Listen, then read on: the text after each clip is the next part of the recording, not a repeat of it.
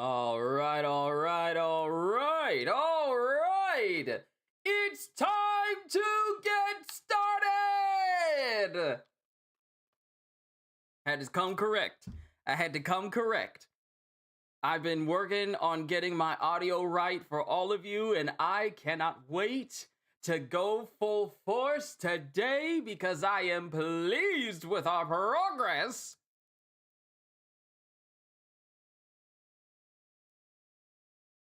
Nice voice quality. That's what I like to hear! Now, I'm screeching on purpose to see if I fully solved my microphone problem before I start.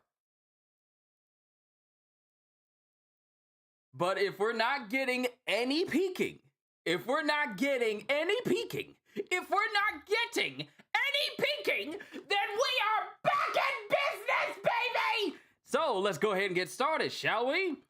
Yo, peoples! Qushu92 here. Welcome back to more One Piece. I am so glad to bring the next chapter of this series to all of you. One, because my voice is back to normal. It's almost like somebody spent an hour fine-tuning yesterday. It's almost like someone in this chat was also part of that test as well to make sure that everything was fine. But I'm happy because it sounds and it looks like everything is working out. Everything is working out just fine. No peeking with the yo. And I'm right here in front of my mic too. So let's go ahead and get started. I see you, Flip. I see you, Ozzy. I see you, Cohagen. I see you, Mr. Ravi. It's time to get started with this chapter. I wonder who that is. Indeed, I wonder who that is. But let me go ahead and get this chapter set up, because I got home not too long ago, talking to my dad about something very special, really cool, really something I'm going to be working on a little bit later, but I'll have more information on that a little bit later on. It's just a personal project that I'm going to be a part of. But chapter 1184, because in the last chapter, we finally got the beginning of Brook's backstory. Literally, Captain.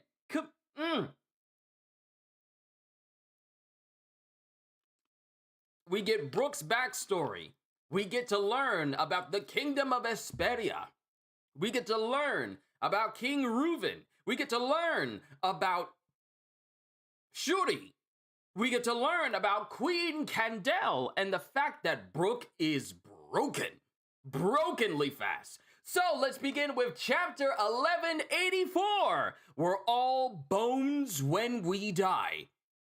And we have a Brook-centered cover story. Reader request: Brook getting electrocuted by electric jellyfish while swimming in the sea by Primo D. Takashi. Now, the thing about Brook, I knew that hiccup was going to come. The thing about Brook is, none of this actually really affects him because he has nothing that can be affected by jellyfish neurotoxin. Even if he was to dive headfirst into a pool full of box jellyfish, he would be able to come out just fine because I don't know of box jellyfish toxins affecting bones. So there's that. But yeah, in the last chapter, Brook showcased his incredible swordsmanship by cutting down members of the Malone family before they could even get to Queen Candel, before she could handle them, because apparently Queen Candel got hands. Before they can even get to him, Brook said, it's kind of strange that they didn't notice that I cut them already. They literally got from the port to the middle of the city, well, almost the middle of the city, to the opera house, and they didn't realize until after all that time that they were all cut, and in an instant, every single one of them was cut down instantly by Brook. Joga fast! By the time the Princess of Esperia was 14 years of age, tales of her beauty had spread until 5 princes of nearby kingdoms had asked for her hand in marriage. And we're jumping ahead to when Shuri is 14 years old. Kingdom of Esperia princess, Shuri, age 14. And she looks just like her mom. And apparently she's fighting all of these princes. If none of these princes can fight, she ain't going with them. I yield. You're so weak. We're sorry! I don't like weak men or men who can't play music. Now, here's the thing. I'm doing that. I'm a man who plays music, but at the same time, I'm not doing this towards Shuri. I'm just saying that I'm a man I'm not weak, and I'm a man who likes music as well, because I'm a musician. At the same time, let me go ahead and acknowledge the fact that Shuri is 14 years old. This is not towards Shuri herself, okay? Let me clarify. I had to clarify and make sure that I didn't say anything towards Jewelry Bonnie before finding out that she was 12 years old, okay? And I was in the clear then. I didn't say anything because Jewelry Bonnie was not one of my waifus. Matter of fact, I really don't have any for One Piece. So I need to go ahead and make that extremely clear right now. But I don't like weak men or men who can't play music. Music? And we have Brook, who is now age 27, because he was 20. Yeah, he was 20. I hear you defeated all the princes in combat, Princess Shuri. I sure did. You like strong women? You like strong women, don't you, Brook? Well, I'm a lot stronger now. And I'm a lot cuter. I suppose you are. Kingdom of Esperia Battle Convoy Commander, Brook, age 27. I can't see chat here on the side like I would like to. Let me see the chat of my people. I want to see what they are saying. There we go. And I bet my chest will fill out in the future, too. Brook, avoid this child. This is a child. I'm 34. Avoid this child. Bonnie is an interesting case, though. Age fruit do be complicated. All the same. All the same. And I bet my chest will fill out in the future, too. Stop that. It's undignified. Oh? Why do you have to talk like Papa? And then it shows Brook.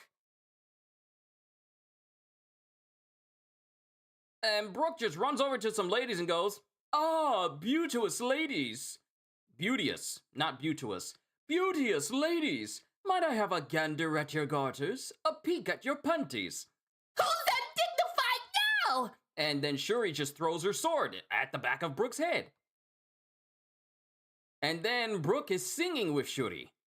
Oh, cows and frogs and slaves and kings were all bones when we die. And then Shuri is singing as well. Cows and frogs and slaves and kings were all bones in the end. That's all there is to say. Yeah! And then we have Brook going, yo ho ho ho. And then Shuri's laughing, going, I love all your songs, Brook. Yes, His Majesty said the same thing. You really love Papa, don't you, Brook? And Mama too, of course. Yes, I owe him everything. If I hadn't met your father, I'd be nothing but bones now!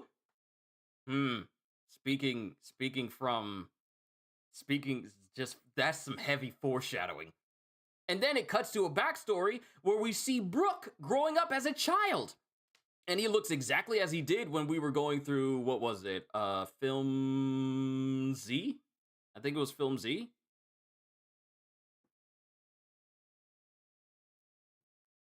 But Brook, age 11. And he's looking at children. Mind you, apparently he's poor. Brook grew up poor. Stampede. Thank you. It was when, because that was the one with the Avril Lavigne song at the end of the credits. Yeah, thank you, Flip. But we have Brook, age 11. And he's looking at well-dressed and proper children inside of this music hall. Playing music. They're so lucky. School. Real instruments. They sound so pretty. Hey! Uh-oh. That nasty little boy is peering through the bars again. I'm sorry. If it's Avril Lavigne, then it's definitely Film Z. Okay, so I was right then. It was Film Z. I'm sorry. And Brook, as a child, is being chased off by this man with a club because he's apparently looking at the kids. Shoo! You're scaring all the students. Ew, what a stench! The shame of the country. And then we're here at a trash dump. This is where Brooke grew up. He grew up like Ace. He grew up like Ace and Luffy when they would go to the dump in Great Terminal. Mind you, they didn't grow up there, but they did mess around there.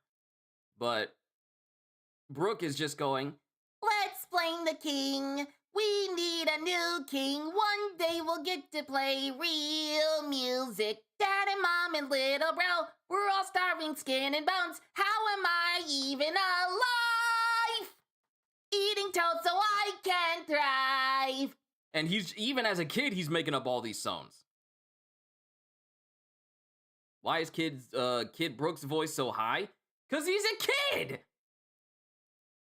Let's blame the king. We need a new king. And mind you, he's singing this while he's on top of this trash heap, surrounded by a whole bunch of dogs that apparently want to get him. And then we get Reuven. Reuven's just chilling in the trash dump. These are terrible lyrics. Did you make them up? And is that? It's my violin. That's a violin. Mind you, it's a violin that Brooke has made out of discarded glass bottles and some string. He literally made his own violin out of literal trash. That's a violin. I made it out of a glass bottle and some wire. Doesn't it sound nice? Sure. Way to be creative. You came here before, right? Are you a fan of mine, old man? Maybe I am, but I'm not that old. I'm only 21. He does not look it. Wow, you look so much older. You must have had a hard life. Oh, you got a weird laugh, kid. I guess I'll call you bro instead. Wow. So Brooke and Reuven are bros. That's the reason why he can't really get mad at Brooke. Because Brooke grew up with him. Brooke spent most of his life growing up with Reuven. Okay. Here, bro, I'll cook you a meal as a sign of friendship. I caught some fresh grasshoppers and a frog today. Oh, that's good. The secret ingredient is curry powder. I steal it from the Navy ships that come to port every now and then. And mind you, Reuven isn't saying anything. It makes everything you put in it taste like curry. I guess that's not much of a secret ingredient then. And then Reuven is looking at it. And then he's thinking of the food that he's seen before. The soup du jour is Dalla à Blonde, harvested from the Euro Peninsula and cooked in red wine with A6 rupee beef. And Reuven is looking at it because Reuven comes from he comes from royalty. And he's just thinking about being presented all these rich foods, these ritzy time. You know, the time you would see in the Queen Latifah's last holiday movie. Your Highness, this is the daughter of the Saffron Zaibatsu. Saffron Zaibatsu? Wait a minute, why does that sound familiar? Am I just thinking of the Mishima Zaibatsu from Tekken? Because that's where I'm thinking of Zaibatsu.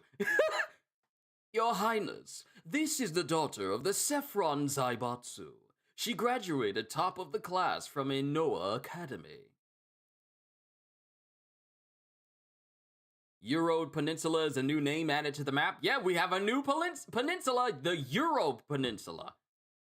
And then we get back to the present, and Brooke goes, What's up, bro? It's so good it makes you tear up? Huh? Oh, right. This is Asperia too. I'm just a little tired. Thanks for the meal. And then he takes a bite of this grasshopper and frog meal. Glad you checked. You ain't miss anything. Juke, it's good to see you. We are currently going through chapters 6 and 7 of pages 6 and 7 of chapter 1184. And we have Reuven who's meeting Brooke. And he bites down on this frog and grasshoppers covered in curry powder. and it's just absolutely dreadful because it sends shivers down his entire body. Because it's a whole frog he's eating. It's not even frog legs, it's just the whole frog thrown into a steaming pot of grasshoppers and fermented powder. Yeah! So good it makes you shiver, huh? I'm glad you like it so much. Hang on, bro. I'll sing you a song now.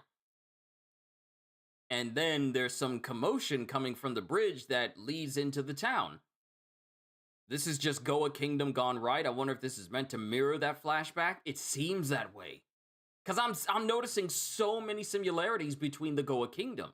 You have a noble here who looks at someone who's in the trash and thinks like, let me chill with this person, versus the nobles of the Goa Kingdom and Great Terminal who's going, let's burn the entire place to the ground so that the celestial dragon who's visiting won't be insulted.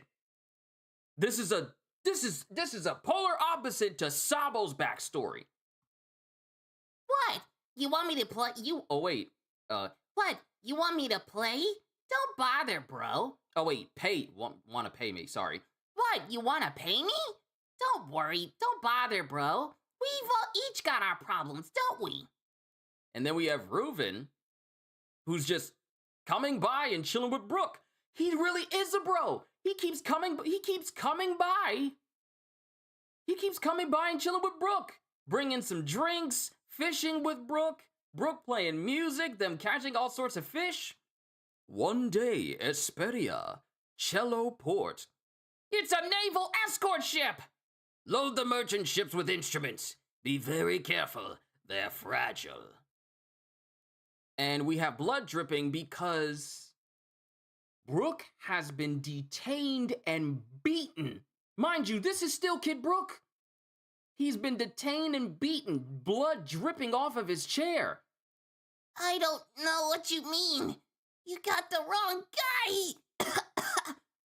Don't lie to me, you little mule. Where's the powder? Where's the powder the gangsters told you to carry? Where'd you hide it?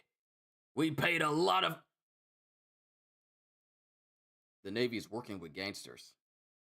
If you needed yet another reason why you should not trust the world government, they are literally working with gangsters to traffic powder to them. What? We paid a lot of money for that stuff, and you're supposed to give it to us. And instead, what do we find? Curry powder. Cows and frogs and slaves and kings, we're all bones when we die. Stop singing! It'll be over in a moment if I keep singing. So long, straying dogs. So long, bro. Either way, he's seen our faces. We gotta kill him and go after the gang. We're all bones when we die! And then Reuven comes in, and he kicks the door down. Now, let me just tell you the size of these doors. These are giant, what could be possibly giant wooden warehouse doors. Reuven comes in and breaks them with one kick with a strong Brock! Huh? Bro! Prince Reuven? And then we get Brooke, who's struggling to open his eyes. Huh? Prince? I'm so glad you're all right, Brooke. I don't know what I'd do with myself if you died. Step back, Your Highness. The battle convoy will handle the rest. Don't try to stop me. I'll do this myself. Look what these guys did to my little friend. They need to feel the same pain he did. Hey, wait! That's Esperia's battle convoy! Prince Reuven, we've caught the Malone family and the mule who was transporting their drugs. The mule? Then he really is just a kid who loves curry powder. Your Highness, you have to set your personal grudge aside. The world government is behind the Navy. If the government is backing this scum, then the world's truly coming to end. Right, Kendall? I am your trusted blade, Highness. I'll fight at your side. Hey, stop! We're Navy! No, you're not. You're trash! And both and both Reuven and Candel start cutting down the Navy. I love them. I love these nobles. These are nobles I like. These are nobles I like. These are nobles I like. These are nobles I like. They just said, "Oh, you heard one of our friends. You're trash. Come get these hands. Come get these hands." And they start cutting down the Navy. Day one. This is a noble I love Reuven and Candel. I love them both. He just starts cutting them down, saying, "You're trash." I've never seen a noble go like, "How dare you?" And then start cutting down the Navy. They're sword fighting. That's so cool. And then we get the citizens. Hey, did you hear? Lady Candel's done it again. She saved the kingdom from peril. Asperia Palace.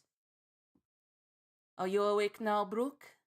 And then Brooke is being taken care of in the royal palace is literally sitting underneath a giant harp.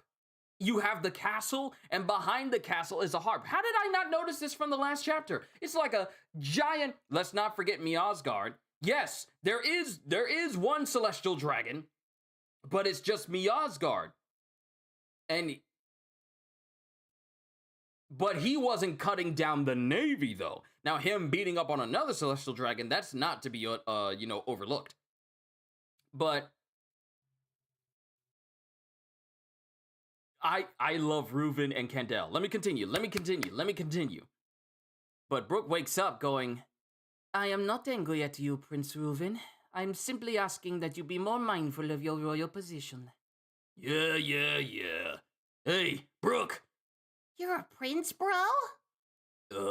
Listen. And we have Kingdom of Vesperia Battle Convoy Commander Candel. And she's just pouring like a cup of tea. Pouring a cup of tea right in the same room. "I'm sorry I didn't tell you. I wasn't trying to hide it. I just had too much fun hanging around you to ruin the good times. Also, with all my screaming, did I peek at any time? I need to know. Also, don't you dare tell anyone about stealing that curry powder." Every time Prince Reuven went missing, we went into a panic trying to find him. I never would have guessed he was passing the time with such an adorable little friend. And Candel just comes over and just taps him on the forehead. And then Brooke just loses it and blood shoots out of his nose, just going, "Ah!" "Oh, I'm sorry. I didn't know your wounds were so deep." "Nah, he's fine. Ignore him. More importantly, listen up. This guy's my favorite musician. Give him a room in the barracks and some real instruments to play. And make it so he can attend school. We've got a new star in Asperia." And Brooke is all like, Huh? "I love this guy. If we keep him around, life in the palace is gonna be way more fun." This is just like when Corazon was lamenting about how he wasn't able to help Law. And in the same instance, someone is pouring their heart out towards another child, and all Brooke can do is just be teary-eyed that someone, a royal, would go to this extent for him. The same way Corazon, a royal, went to the extents for Law. We have another one of these situations. And that's where the chapter ends. This is where the story of Brooke and how he had a lifelong debt to Prince Reuven, later King Reuven, now we're getting the basis of it.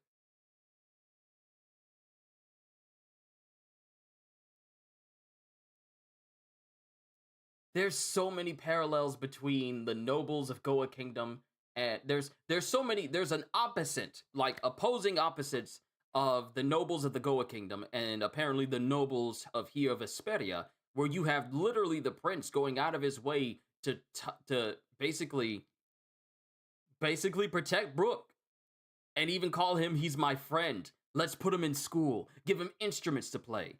Give him a room in the barracks. Let's take care of him. I love this guy. If we keep him around, life in the palace is going to be way more fun. If we keep Brooke around, my life would be so much better. My life is better with you in it Brook. That's essentially what he's saying. I understand the appreciation that Brook has for Reuven.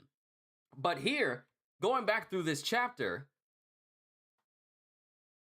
a little bit farther into the future, Brook is age 27, Shuri is 14, and she's beating all of her suitors.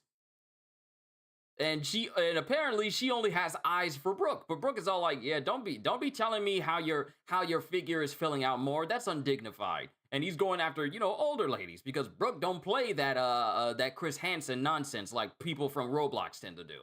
So they're both singing, and then we get more of Brook's history. He grew up poor, essentially just like the people of Great Terminal in the Goa Kingdom. He grew up poor, so enamored by music. In a nation that's full of music, looking at others play music and you just dirt poor to the point where the place where you live is a trash heap with tons of stray dogs getting chased away, and Reuven, who looks like he's trying to get away from who's trying to spend as much time away from like the ritzy glitz and glamour of royal life. He's chilling in the trash heap itself. Apparently Candel sound like every time he slips out, we have a hard time finding wherever he is. So it seems like Reuven's the type of individual who doesn't like being stifled in the royal life. At least as far as like when he becomes king, he seems to be at peace with it, but he's just doing whatever he wants. Literally just walking around the garden, rocking around the garden in a wife beater. And it's like, I really need to stick with just calling it a white tank top, because calling a shirt a wife beater, I'm now fully realizing that that's probably not something you want to call a piece of clothing, even though I've heard it so many times. It just sounds bad. That's gonna be the last time I say that. But Reuven chilling out in the not dung heap, but in the trash heap with Brook. And Reuven found himself a little buddy. They chill out with each other. They're having fun with each other, eating food. And Reuven got himself some booze and some smokes while he's chilling while Brook is playing music. Then Brook gets literally abducted by some Navy dudes who pulled in one day because apparently they had a deal with the Malone family. They had a deal. I know, yeah, it is negative because because you say it so often, but then when you sit down and really think of the word, it's probably not something you should call a piece of clothing that you actually want people to wear.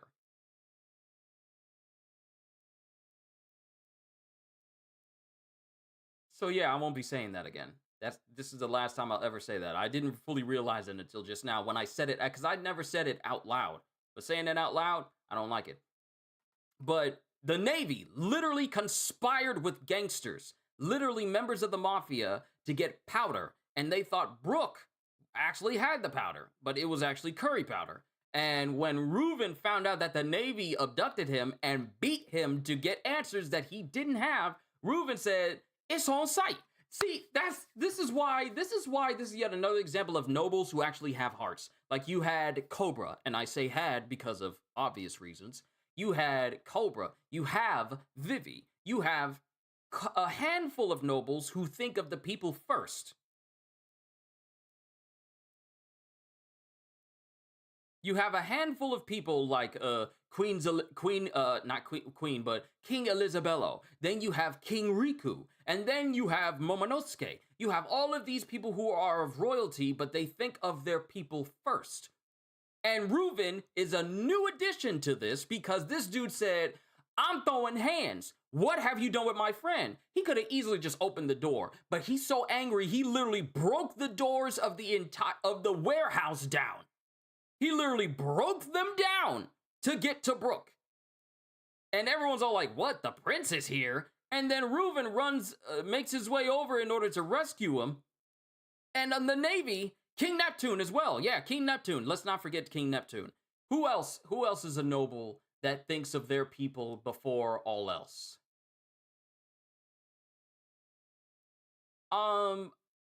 Chief Jarl, I want to say that. Harold as well, before he died. He was thinking of his, Dalton, yeah. Dalton, Harold, but of course, people who passed on, they count as well. I said Cobra. But, Reuven rolls up, and he's got his whole crew. Like, he was there to throw hands, not just himself, but his whole gang, his whole battle convoy is there with him. Candel is there, and the Navy says, like, and the thing is, Reuben says, if the government, and the thing is, his right hand is telling him, Your Highness, you have to set your personal grudge aside. The world government is behind the Navy. And Reuben is all like, I don't care. I don't care. If the government is backing this scum, then the world's truly coming to end, right, Candel? And Candel is all like laughing because she's all like, ooh, I get to throw hands too? Fine, fine. I am your trusted blade, Highness. I'll fight at your side. And then the Navy's all like, hey, stop, we're Navy. No, you're not, you're trash. And then the battle convoy proceeds to just hand the Navy they behinds. And this is what causes Brooke to want to take up sword fighting, because I believe it's Candel that inspires him for fencing, because Reuben is using dual swords, but he's using it in the trademark, slicing cutting way. But Candel is using it in the traditional fencing type way. So I believe Candel is the reason why Brooke fancies fencing rather than traditional, sword fighting that we see Zoro and many other people use. So after that happens, Brooke is taken... Oh, hold on.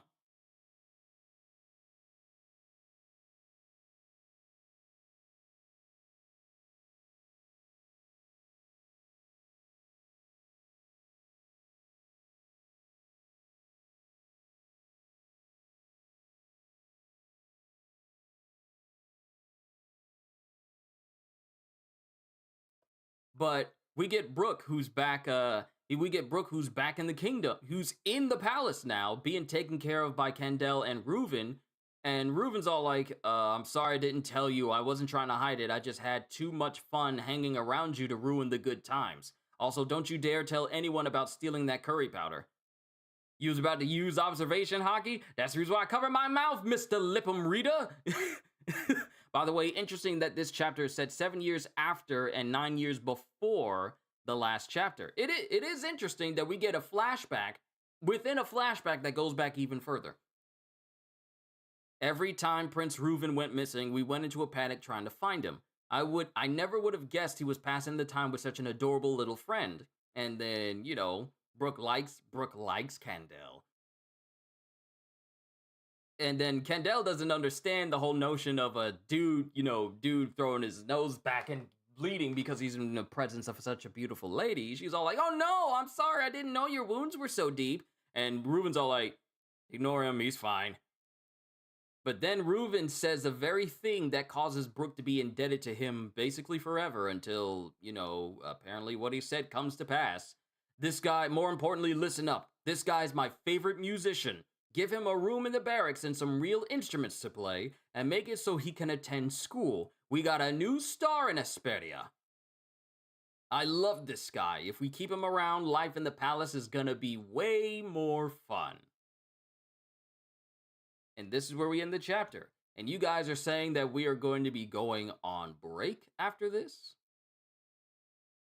I wonder if next chapter is going to be another flashback and flash forward, possibly Prince Reuben's youth and then his death. See, here's the thing. Here's the thing. We need to address the situation that the fact that Shuri was taken to Marijwa. I have a feeling we're going to see those events.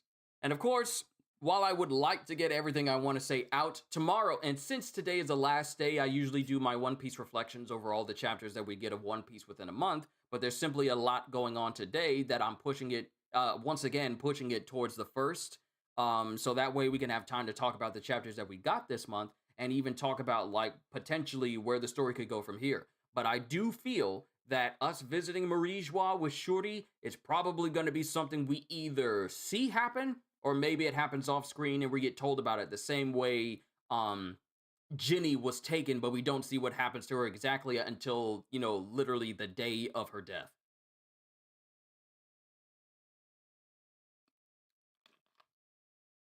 But with all that being said, let me see what you guys have said overall, because you guys said quite a lot. It's good to see everyone here. But once again, how's my voice sounding? No peaking? If it's not peaking, yo, it's so Because I was practicing and testing things out last night, and I was just saying multiple lines from like reading the manga.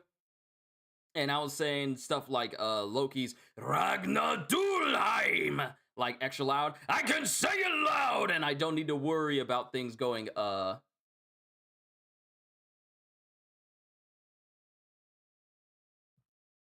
It seems to be a lot more stable now.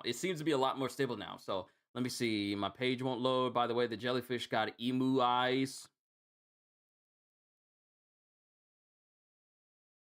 Oh, yeah, they do. Wow, that's a detail I didn't notice until just now. But it's good to know that my mic is sounding way better than it was yesterday. So I'm grateful for that. Assuming that's President Brooke, bones do be shown when electrocuted. Uh-huh.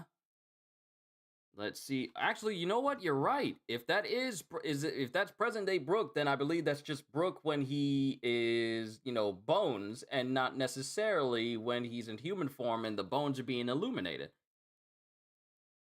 Let's see. Jinbei, okay, Brooke, we're running short on time, so tell us the deal.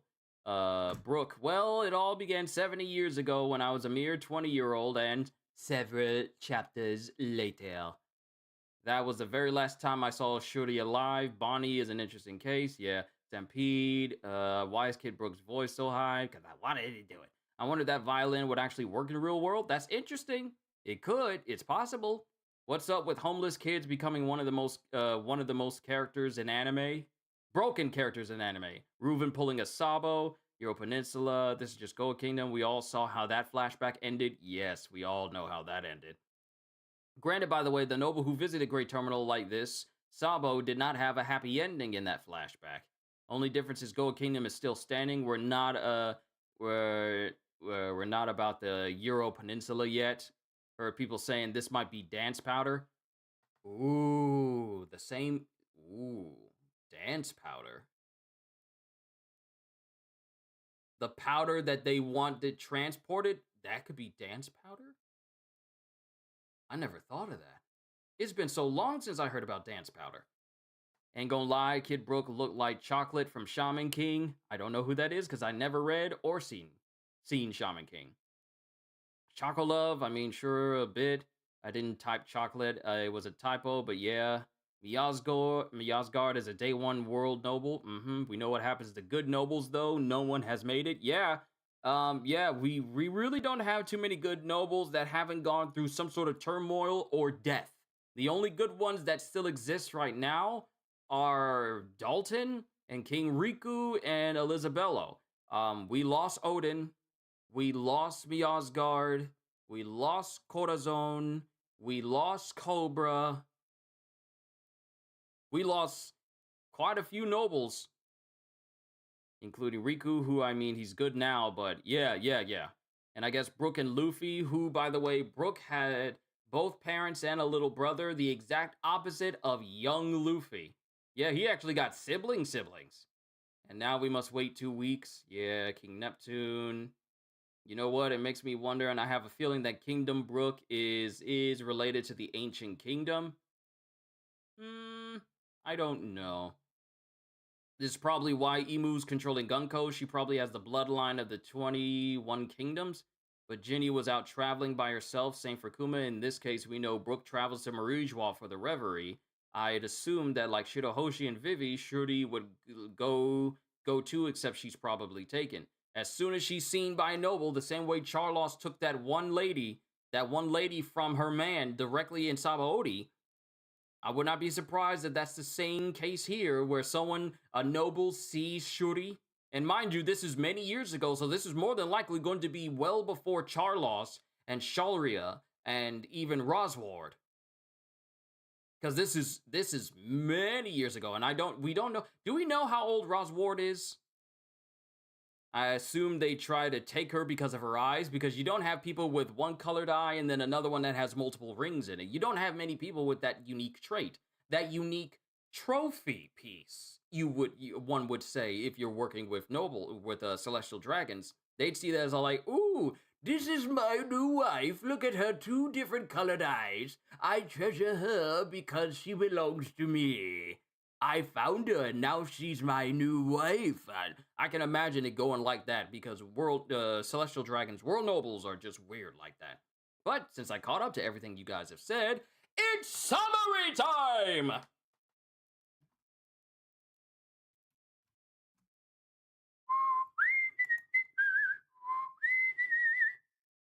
I think St. Rosward is about 60 right now, so he'd be so Charlos would be a kid. Hmm. Hmm. So, long summary. By the time Shuri was 14 years old, tales of her beauty began to spread, which led to 5 princes of nearby kingdoms to approach her asking for her hand in marriage. However, Shuri defeated all of them and announced that she doesn't like weak men or men who can't play music. Brooke, who was now 27 years old, talked to Shuri about her rejected suitors, which she admits with pride she beat all of them, hoping he would show some interest in how strong and cute she has become. Though when she mentions she hopes her chest will get bigger as she gets older, Brooke tells her not to think like that because it is undignified, only for him to approach some women asking to see their panties, resulting in Shuri throwing her sword at him in annoyance. Despite that, the two would continue to spend their days singing "We're All Bones When We Die" together. Shuri says she loves his music just as much as her parents do, something that fills Brooke with pride. Shuri asks Brooke if he loves her father that much, and he confirms he does, stating that if it weren't for him, he would be dead by now. He really would, because because those Navy dudes were literally about to kill him had Reuven not shown up. Reminder, this was over 70 years ago. By the time of Shuri 14, he'd be a child. No, not Charlos, Rosward. Oh, right. Rosward would be the child. So yeah. So I guess I was right. This was before, Rosward and Charlos and Shalria. He would literally be a child, which means that we'll have some very different celestial dragons there. We would have some very different celestial dragons. When Brooke was 11 years old, he lived in a junkyard by himself and would often watch other kids learn music and play instruments. Though he, at the time, wasn't very popular because he lived in the junkyard and was often chased away from the Institute. In the junkyard, I mean, it's not before Rosward, but certainly before most we know now. You know what I mean. It's before Rosward had a significant presence within the story. That's what I should have been way more specific. My apologies.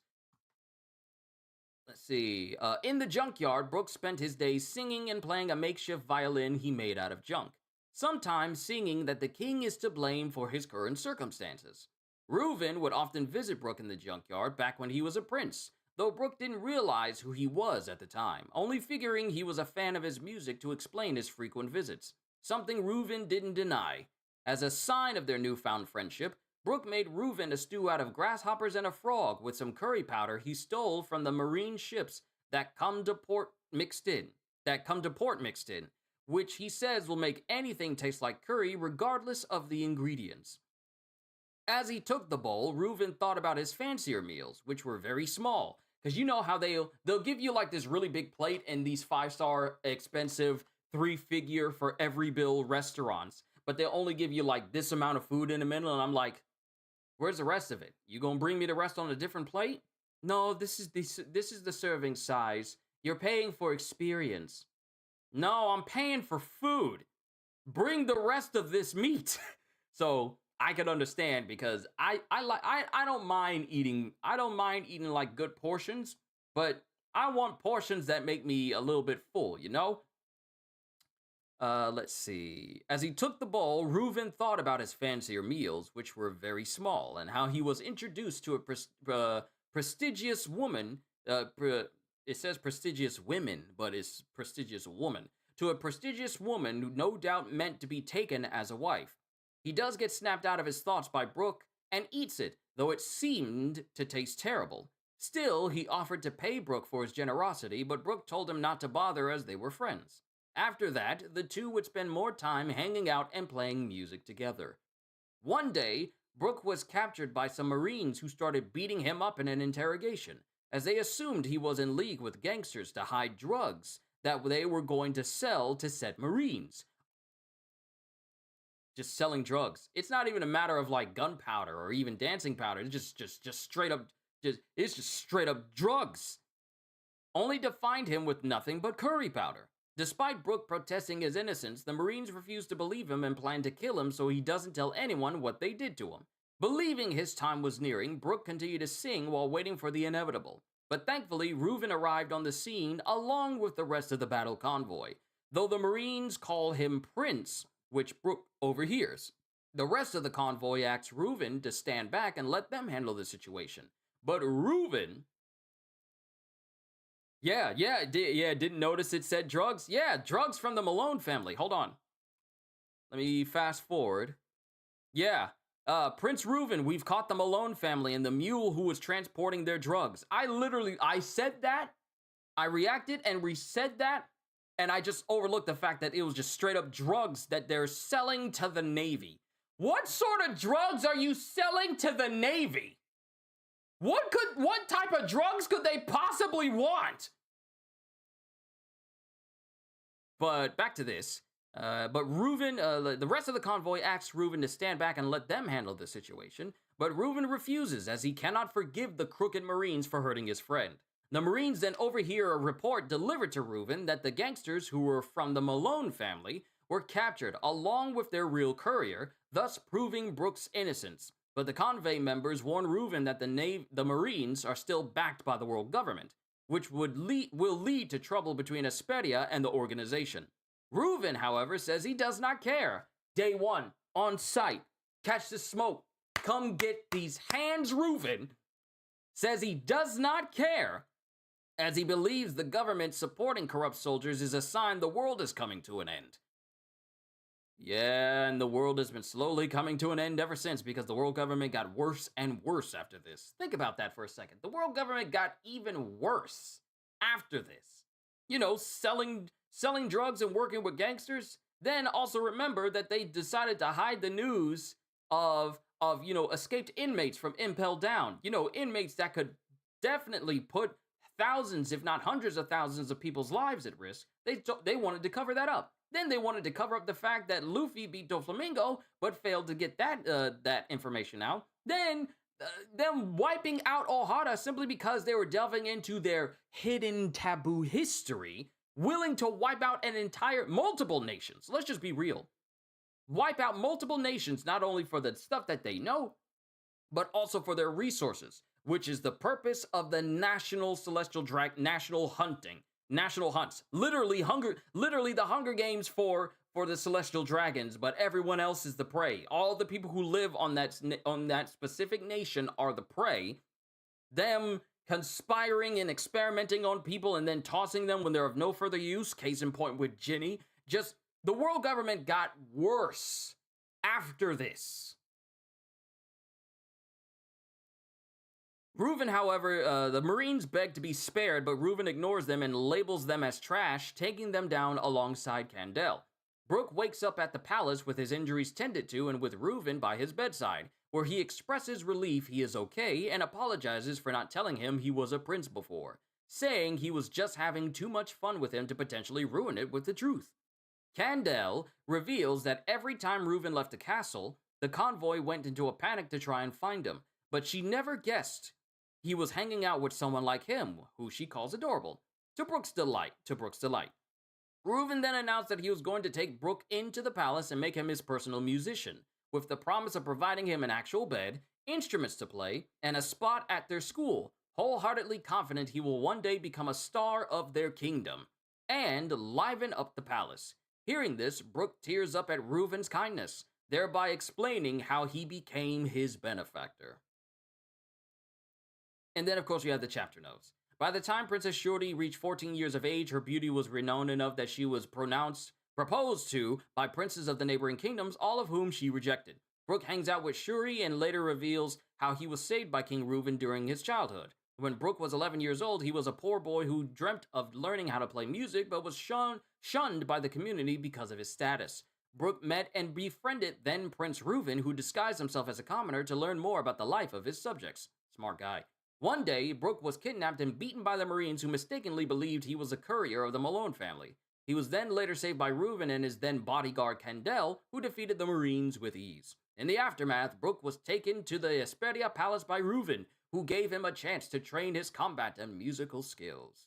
So we're getting more and more of Brook's backstory, and I'm all here for it. I'm all here for it.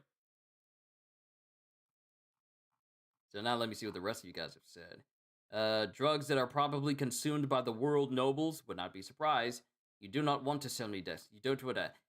You want to buy some death sticks? You don't want to sell me death sticks. I don't want to sell you death sticks. You want to go home and rethink your life. I want to go home and rethink my life.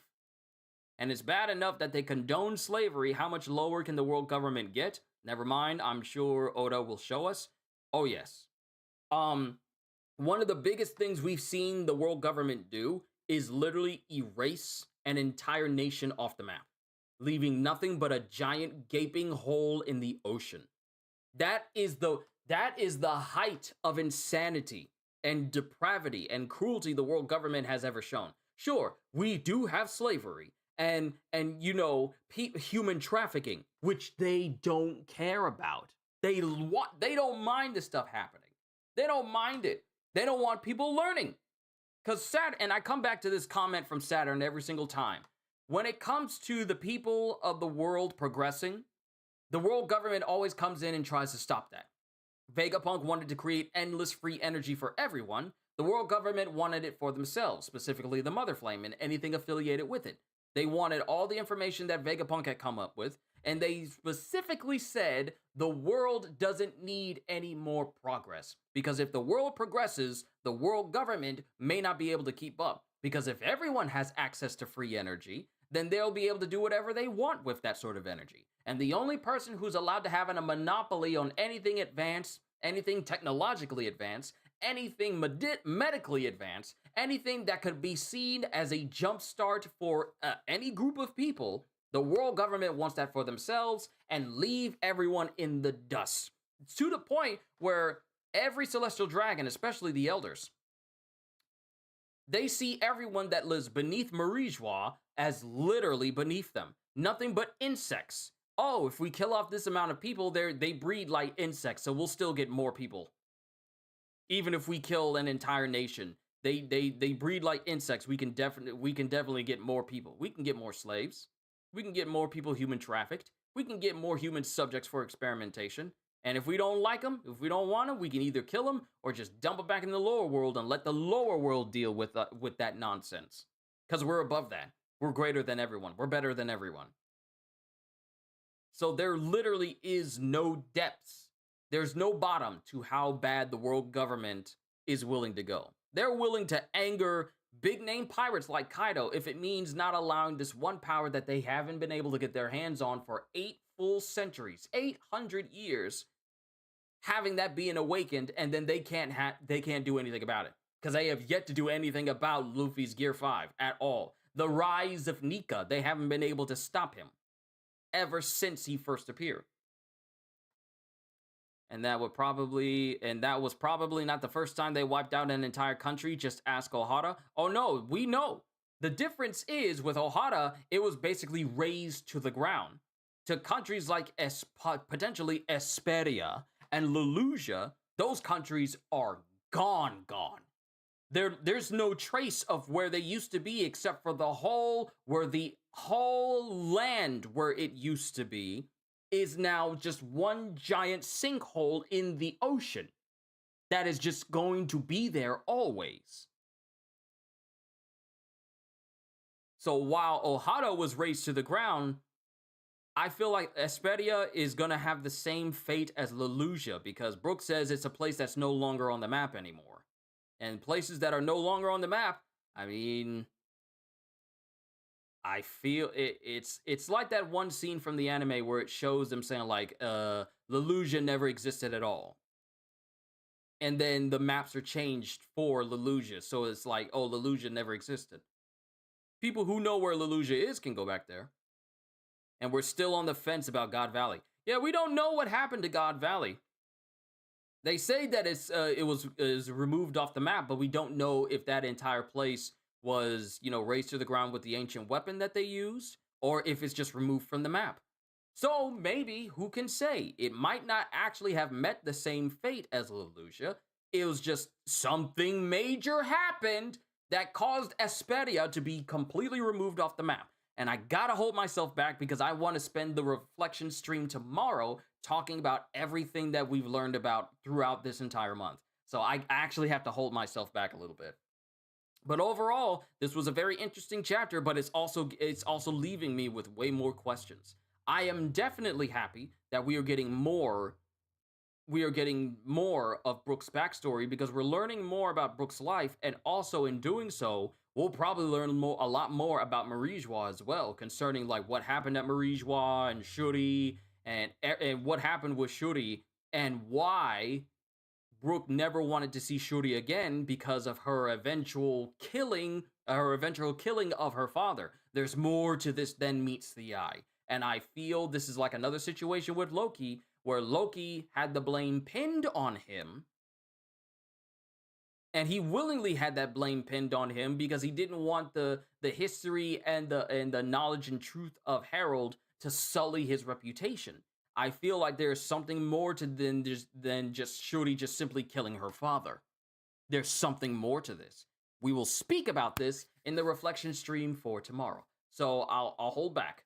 By the end, the courtesan lies to the poet to break his heart so he doesn't mourn her being taken by nobles. She ends up dying in his arms from tuberculosis. I can see Shuri and Candel being based on her.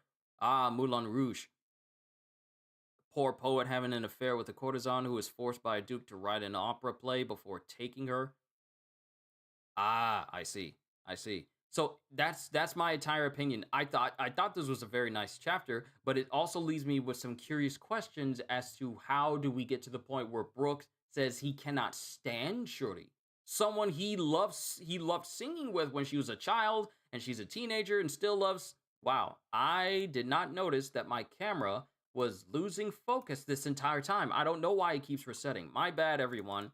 I must have been moving in and close, and it must have been refocusing. I am so sorry. Let me fix that.